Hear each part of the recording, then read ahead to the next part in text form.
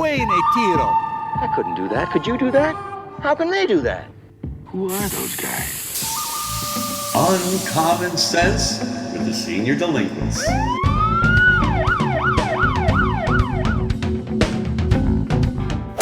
Jamie McWilliams here, reporting from the Valspar PGA Tour Championship, the Senior Delinquents, to get the rest of the story. My esteemed co-host, Dennis Silvers, unfortunately is under the knife this week. I warned him not to listen to his physician, Dr. Fauci, about getting his 10th COVID shot. This time it was for the new COVID Lucky 7 variant. Well, this program is about big-time professional golf.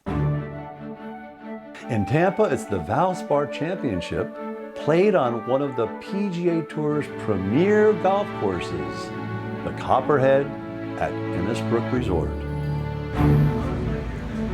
Behind me is the palatial semi-mansion of the owner of the Innisbrook Resort, where I'm at the Valspar Golf Championship. The person whom I'm speaking about is Sheila Johnson. She and her, well, now ex-husband, started the Black Entertainment Network. She's the second richest African-American woman in the country behind, well, you probably could guess who, begins with an O. And actually, I've been in there to tape some interviews to help promote the resort. And she's an impeccable dresser and a nice person. And I'm just glad to be out in the sunshine of Florida at the Valspar Championship. I've got a few other things to show you, so stick around. Look at this mega structure back here. This is all temporary, and it goes from place to place to place. It's at least 3 stories tall, and the construction on this actually begins a month to 2 months ahead of time. And it's not just here at the 18th hole, it's all around the golf course.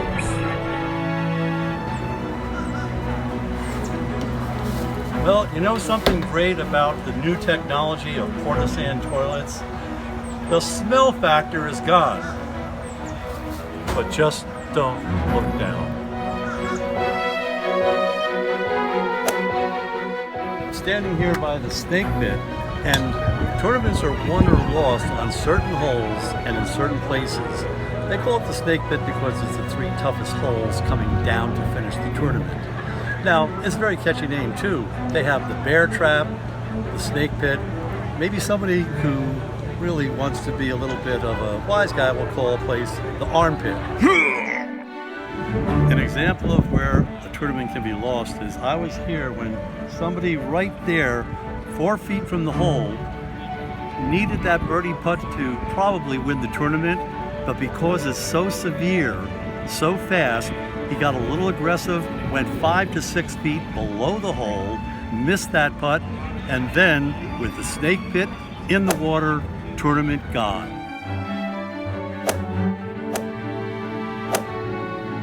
Where you position yourself to watch the golf shots is an exciting process, but it requires some caution because balls can come flying a great distance and you don't want to get in the way.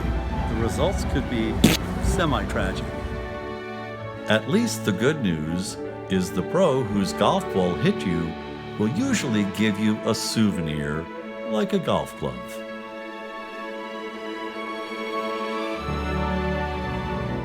When you go to the range with the pros, you see how talented they are, just how much better they are than you are. Something about the range here, they have every kind of ball that's popular on tour to practice with so that they can have the same conditions on the course. But it wasn't always that way.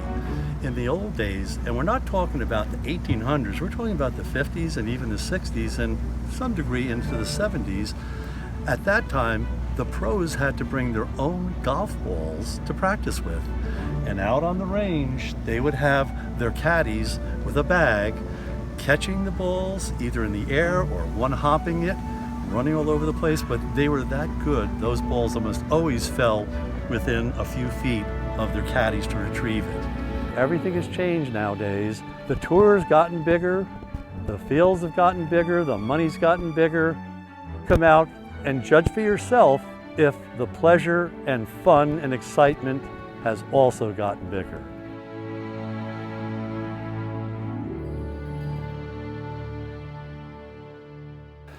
Many years ago, when I was a sports director at a South Carolina television station, I had the rare opportunity to report on the Masters Golf Tournament, and it was quite an experience.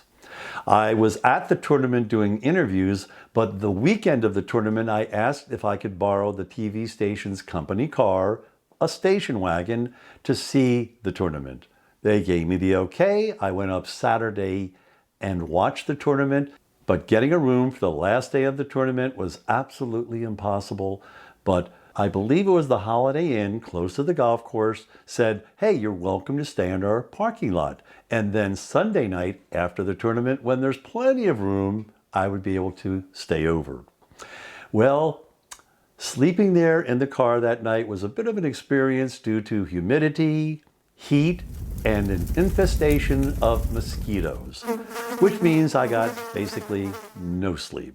The next day at the crack of dawn, I headed over to the golf course, went to the media center, which at that time was a giant Quonset hut, now a streamlined, beautiful, ultra-modern facility.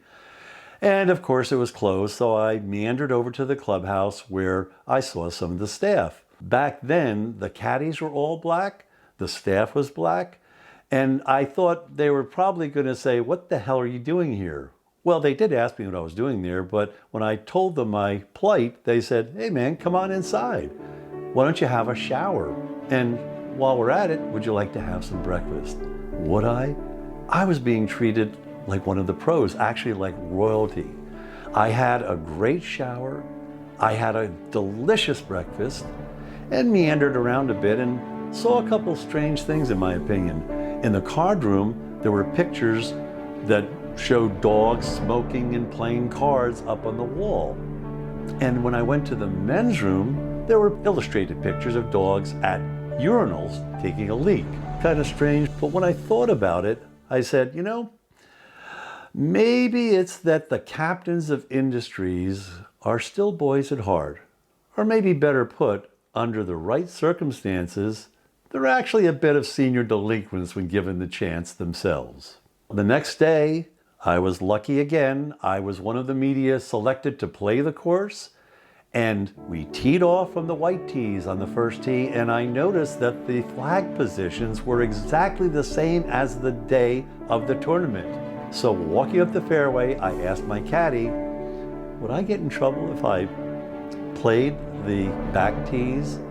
And he said, man, you play wherever you want. So under beautiful, pristine conditions, I got to play the Masters course, playing the exact flag positions as the pros the day before. What an experience. I have a whopper today to celebrate golf. So, hi-ho, Silvers.